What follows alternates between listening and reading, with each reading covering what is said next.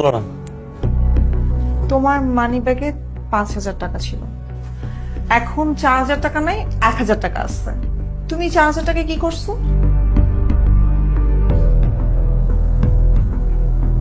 কি হলো বলো, কি করছো? রিশান, আমি তোমাকে কিছু জিজ্ঞেস করছি, কি করছো টাকাটা? যে বাসায় কিছু জিনিস দরকার ছিল, আমার মার মেডিসিন আর কিছু টুকিটাকি। তোমার কি কোনো দায়িত্ববোধ নাই? মানে তুমি বাসার জিনিসপত্র কিনতে চলে গেছো, তুমি টাকা ইনকাম করো, তুমি জানো কিভাবে টাকা ইনকাম করে, কতটা কষ্ট হয়? আর তুমি এমন কেন? তোমাকে ডানে চলতে বলে তুমি বামে চলো, বামে চলতে বলে তুমি ডানে চলো, তুমি তো কোনো কথাই শোনো না। তোমার কি কোনো রেসপন্সিবিলিটি নাই? তুমি আমাদের ফিউচার নিয়ে ভাবো না?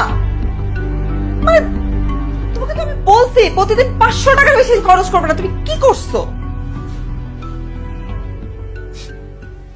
কেন আমি বাচ্চা? এই সাইজের একটা বাচ্চা? ইউ থিঙ্ক স্যার কিন্ডার গার্ডেনে পড়ি যে আমাকে তুমি টিফিন খরচ দিবা গুনে গুনে? দেখো, আমাদের বিয়ের 1.5 মাস হলো। এই 1.5 মাসের সম্পর্কের জন্য আমি আমার বন্ধু বান্ধবের সাথে মিট করতে পারি না, অথচ যারা 10-12 বছর ধরে আমার সাথে ছিল। সেদিন আমি বিয়ের 1 মাস পরে আমি ফ্রেন্ডদের সাথে দেখা করতে গেছি। রাত 10টা হয়েছে, ওকে, এটা যদি খুব বেশি রাত হয় সরি, তো বাজে কোনো কিছু করিনি।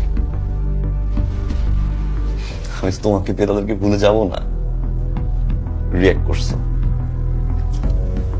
রাতে কথা বলছিলাম আমি, ফোন চেক করছো। বিশ্বাসের ঘাটতি তোমার। আমার মানি ব্যাগে তুমি হাত দাও। সমস্যাটা কোথায় ফারিয়ে জানো?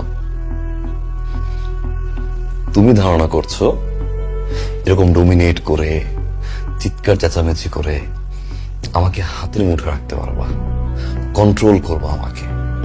হয়তো তুমি এটা ভাবছো বা কেউ তোমাকে বুদ্ধি দিচ্ছে, বাট এটা ভুল ধারণা ফারিয়া। টক্সিক সম্পর্ক, টক্সিক রিলেশনশিপ কখনো স্থায়ী হয় না, হোক সেটা বয়ফ্রেন্ড গার্লফ্রেন্ডের আর হাজবেন্ড ওয়াইফের।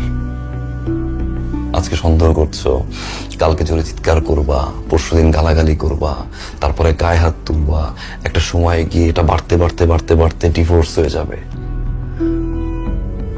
মারিয়া,